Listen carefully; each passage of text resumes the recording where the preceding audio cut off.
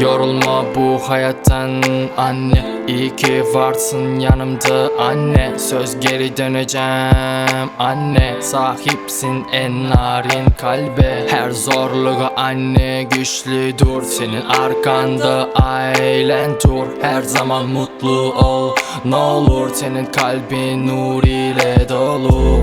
Yeni acımlar, yeni yaşına. Bu şarkı senin için, hayat akışına, güzel bakışına.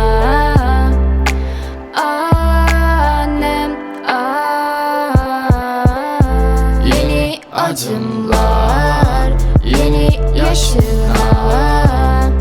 Bu şarkı senin için, hayat akışına, güzel bakışına.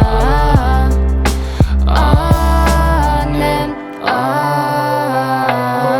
Keşke bunun yanında olabilsem, yine çok şeylerde istemem. Her şeyden çok seviyorum, gecelerim karma özlüyorum.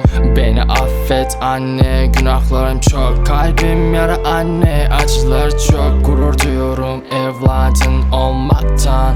Oğlun yoruldu aşktan, sevgili çok ama sen bir tanesin annem.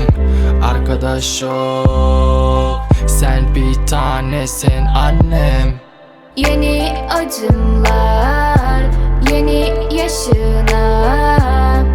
Bu şarkı senin için, hayat akışına, güzel bakışına. Annem, yeni acımlar, yeni yaşına.